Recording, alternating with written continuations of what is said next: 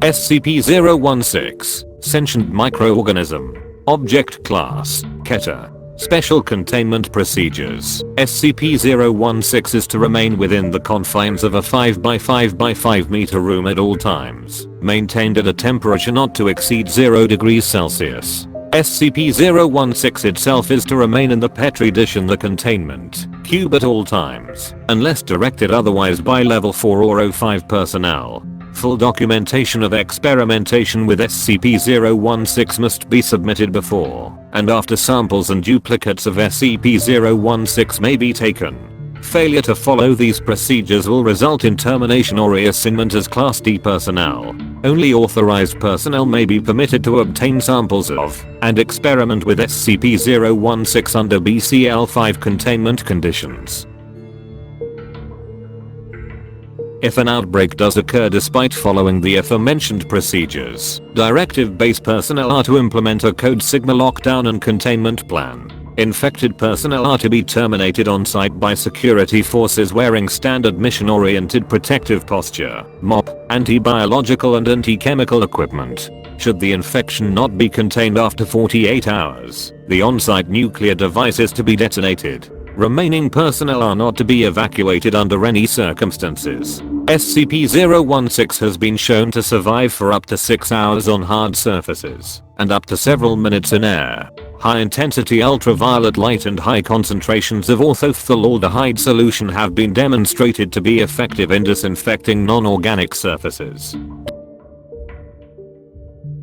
Description: SCP-016 is a blood-borne pathogen recovered from a mine worker in data expunged, who injured himself while working in a deep coal seam. Said wound became contaminated with coal dust from the mine, possibly infecting the worker with dormant spores. Over the next several days, SCP-016 proceeded to infect the remaining employees at the mining camp, as well as the CDC crisis team dispatched to deal with the epidemic.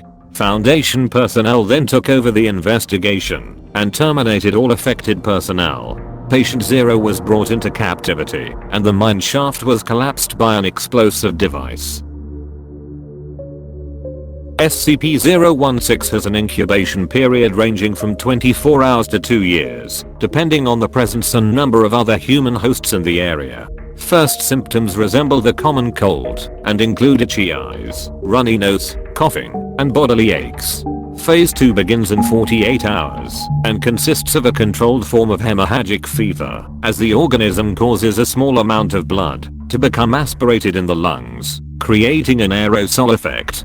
During phase 3, the host crashes and bleeds out, bleeding profusely from every bodily orifice, including the nose, tear ducts, anus, skin pores, mouth, urethra, and, in case of females, vagina. Blood pressure skyrockets during the final stage. Hosts have been observed projectile vomiting blood to distances of over 5 meters. Should the host survive this near total exsanguination, the pathogen will become dormant once more, returning to incubation phase.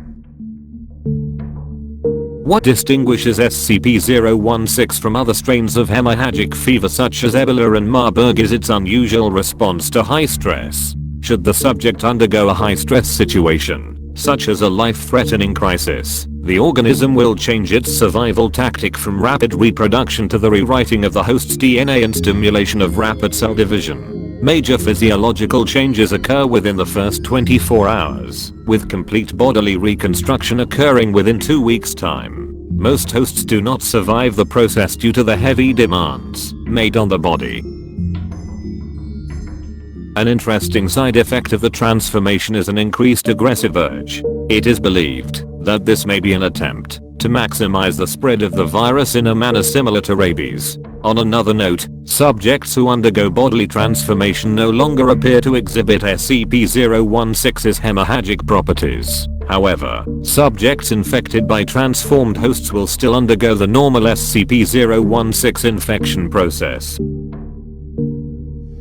Addendum: Experiment log of SCP-016's transformative properties. Subject D-016-1 D-Class personnel infected by SCP-016. Upon first showing symptoms, subject's quarters were slowly flooded with water over a 24-hour period. SCP-016 mutated into teratomorphic state, transforming subject's lungs into gills. Subject survived for 2 more weeks as SCP-016 transformed its limbs into fins, caused its eyes to atrophy, and enhanced its sense of hearing into a cetacean-type echolocation ability. Subject was terminated by draining all water from its quarters, causing it to asphyxiate. Body was subsequently cremated without autopsy. Subject D-016-2 D-Class personnel infected by SCP-016. Upon first showing symptoms, subject's quarters were slowly flooded with water over a 24-hour period. SCP-016 mutated into teratomorphic state, causing subject to undergo rapid muscular growth and increased bone growth on knuckles. Subject then attempted to escape from confinement by punching through the reinforced steel door. Subject was not successful and died by drowning. Note, same situation, 2 different responses. Interesting. Doctor. Data expunged. Subject D-016-3 D-Class personnel infected by SCP-016. Subject was previously a chemical engineer who poisoned his wife upon discovering her adultery. Upon first showing symptoms, subject's quarters were slowly flooded with water over a 24-hour period. SCP-016 mutated into teratomorphic state, causing subject to grow an unusual organ on his chest, consisting of a chamber and 2 separate tubes. Organ continued to take in water and swell in size, until Foundation personnel, realizing what SCP-016 may be attempting, terminated the subject by gunshot. Organ was found to contain several gas sacs filled with acetylene gas and oxygen. Subject D-016-4 D-Class personnel infected by SCP-016. Subject was told to concentrate on forming wings. No stress was applied. SCP-016 did not mutate into teratomorphic state. Subject died of exsanguination during Phase 3. Subject D-016-5 D-Class personnel infected by SCP-016. Subject was told to concentrate on forming wings and placed in an acrylic box suspended 305 meters, 1000 foot, above mine shaft. A timer was placed outside the box which subject was told indicated the time to release. SCP-016 mutated into teratomorphic state, causing subject to grow a tentacle-like organ on his left wrist similar to a spider spinneret's. Subject extended said organ through one of the box's air holes and extruded a strong silk-like substance, which it then used to secure the box to the cable. Subject was terminated when the countdown reached 0 and the bomb detonated. Footnotes. Due to their similarities as fatal contagions that stimulate the production of excess organs, a possible link to SCP-1801 is under investigation. End of file.